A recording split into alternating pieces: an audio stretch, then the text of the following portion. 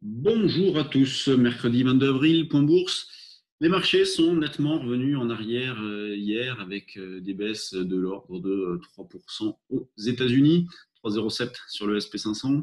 Et en Europe, la baisse avait été davantage marquée, 4% sur l'Eurostoxx, pareil sur le DAX, 3,80 sur le CAC, qui est revenu, donc le CAC qui est revenu dans le milieu de sa zone d'évolution donc depuis des mois, 4150, 4550.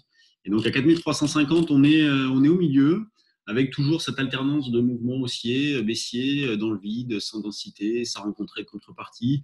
Hier, la séance avait été plutôt calme, et puis le marché a fini par lâcher en fin de journée, donc avec les 4320 atteints juste hors séance, quand même pour le fixing et puis hors séance. Derrière, un petit rebond. Donc, on continue de travailler vendeur. Pas toujours évident à faire. Hier, bon, à part le rebond de l'après-midi qu'on a pu exploiter, c'est vrai que le matin, on n'a pas fait grand-chose. Ce matin, bon, ouverture pas trop mal, vers 4370. Et puis, patatras, repart à la baisse directe. Donc, 4375,80 constitue désormais la zone de vente. Et ce qu'on remarque, c'est la surperformance de l'Eurostoxx et du DAX par rapport au CAC, alors qui s'explique notamment, et on le verra sur les actions, par le comportement de Kering. Donc Kering, une des grosses pondérations du CAC, qui perd 6% suite à ces chiffres.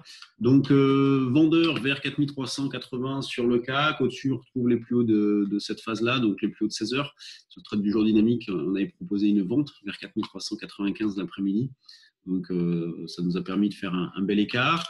L'Eurostoxx est très calme, vous voyez, il est sur ses niveaux d'hier. Allez, depuis 14 heures hier, on est à peu près sur les mêmes niveaux. Vous voyez, on était à 2780, on a fait un petit peu plus bas. Moi, j'en ai profité pour acheter un petit peu hier sur 2755. Donc, on a des rachats, puisqu'on travaille vendeur, pour reprendre des ventes sur rebond. Donc, bon, bah, ça fonctionne plutôt bien. Là, on peut essayer de vendre vers 805,10, par exemple. Vous voyez, c'est l'esprit. Vu qu'on accumule dans cette zone-là, bah, 805,10 pour jouer cette résistance à la vente. Sur le DAX, bon, c'est les 10 420.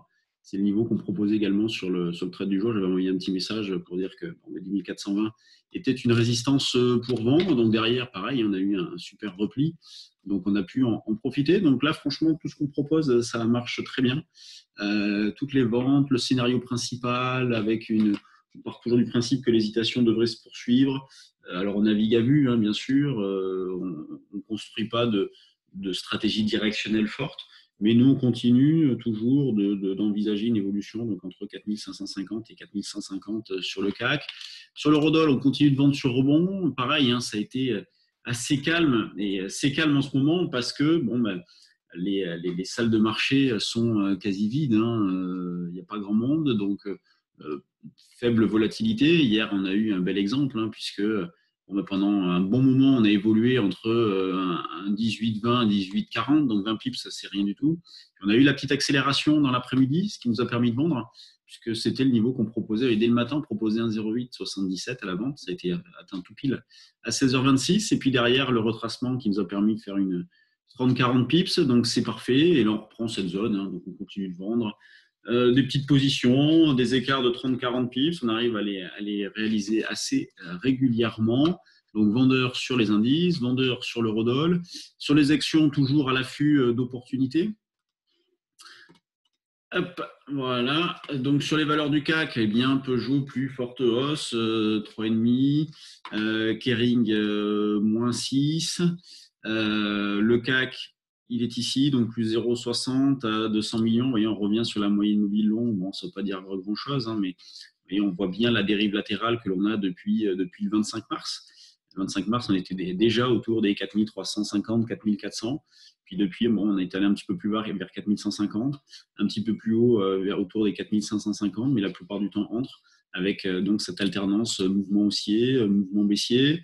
En grosse pondération, donc on a Total, qui est quasiment contre-signal, on pourrait considérer, vous voyez, avec le croisement des moyennes mobiles. Ensuite, on a LVMH qui est proche de l'équilibre, qui ne fait pas grand-chose. On a eu un joli double top ici. BNP, donc qui reste en bas, c'est franchement pas joli. Il faut attendre un signal technique. Pour l'instant, il n'y a rien du tout. Airbus, non, ça c'est pas Airbus, c'est Orange. Airbus, pas Airbus. Là, voilà, qui reste en bas aussi, donc coiffé par la moyenne mobile. Et donc Kering, moins 6, qui a sorti ses chiffres Donc, baisse des ventes au premier trimestre de l'ordre de 15-16%. Dividende maintenu mais diminué de 30%. Donc, le dividende pour 2019 sera de 8 euros. Et donc, bon, bah, pas d'objectif, hein, comme la plupart des sociétés pour l'instant. N'annonce rien pour la suite, trop peu de visibilité. Donc, bon, bah, c'est la plus forte baisse. Mais ce que l'on remarque, c'est qu'on a eu la forte baisse à l'ouverture et que depuis, il n'y a plus rien. Oui, il n'y a pas de nervosité, hein. Tout est fait déjà à l'ouverture. Derrière, il n'y a rien. Donc, ça reste calme, hein. C'est paradoxal, mais de dire on baisse de 6 et ça reste calme. Et pourtant, c'est le cas, avec un volume qui n'est pas non plus gigantesque, hein, oui, mais ça reste correct, hein, au vu de l'ampleur de la baisse. Dans les screeners, qu'est-ce qu'on retrouve? Tiens, Solocal, hein, ça faisait longtemps. Poxel, Genfit, donc une majorité de baisse, on le voit clairement ici. Donc pas évident de trouver des idées. On a celle-là qui est pas mal. Adosia, Fnac. Bon, ben, toujours à la recherche d'idées, notamment pour notre trade du jour action. Là, j'en ai une ou deux à communiquer. Donc je vais le faire une fois que l'enregistrement sera terminé. Et donc, ah oui, et parler du pétrole, bien sûr. Alors là, c'est assez impressionnant ce qui se passe du côté du pétrole. Et c'est vraiment un événement déstabilisant. D'ailleurs, peut-être que vous avez lu hier l'information comme quoi un très gros courtier singapourien serait en faillite. Donc, bon, c'est assez. Ils auraient pas communiqué sur 800 millions de pertes, je crois, quelque chose comme ça. Donc, quand on regarde, bon, Light Crude Oil, échéance juin 2020, bon, on est à 11. Alors, l'échéance, elle est très proche, là, hein, c'est d'ici une semaine, donc bon, ça n'a plus un grand intérêt. Si on prend l'échéance suivante, on est autour des 20. Donc, faire attention à ça, hein, c'est pas si facile, hein, de jouer le pétrole. Il y a des échéances, bon.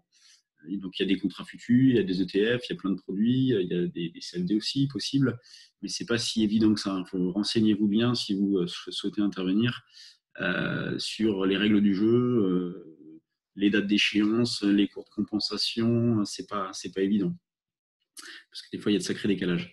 Donc, et là, on a donc sur l'échéance en cours une panique encore, hein, avec des mouvements qui sont hyper violents. Vous voyez, hier, le soir, on est tombé à 7,5 et on remonte à 14 derrière. Vous voyez, on double, hein, c'est hyper violent comme écart. Là, on est autour des 11, donc en baisse de 3-4%. Tout à l'heure, on était en baisse un peu plus marquée. Donc, bon, pour l'instant, pas de market timing, c'est sûr. Éventuellement, bon, en se disant, allez, j'achète, ça finira bien par remonter. En tout cas, si vous achetez, c'est vraiment dans cet esprit-là. C'est dans une optique moyen-long terme. Et puis, si à court terme, on peut faire l'écart, on en profite. Mais sinon, pour l'instant, il n'y a absolument aucun signal d'achat, bien évidemment. On en avait eu un qui était fixé là, qui ne s'est pas déclenché. Et puis derrière, patatras. On avait eu un là aussi fixé, pas déclenché. On est revenu en arrière. Donc, techniquement, c'est hyper propre. Pour l'instant, c'est baissier. C'est vrai qu'à un moment donné, il y a de quoi se poser des questions sur les niveaux. Allez, je vous laisse. Demain, stage option. Si certains qui l'ont déjà fait souhaitent le refaire gratuitement, vous êtes les bienvenus. Si ceux qui souhaitent le faire veulent s'inscrire, c'est encore possible. Donc, demain, donc, jeudi et vendredi, stage option. Et puis, lundi, mardi, mercredi, la semaine d'après, futur. Donc, pareil, hein, vous voulez le refaire, vous voulez le faire, contactez-nous, vous êtes les bienvenus. Et on enchaînera le jeudi, donc exceptionnellement, jeudi prochain, non pas jeudi demain, mais celui d'après, on organise un day trading live. Donc, le précédent a rencontré un vif succès. Donc, on a décidé de rajouter une date. Donc, habituellement, on le fait le deuxième jeudi de chaque mois. Là, on va le faire jeudi, donc 30 avril, de 9h à midi. Si vous avez de l'intérêt, vous êtes les bienvenus, c'est sur inscription. Allez, salut tout le monde et à demain.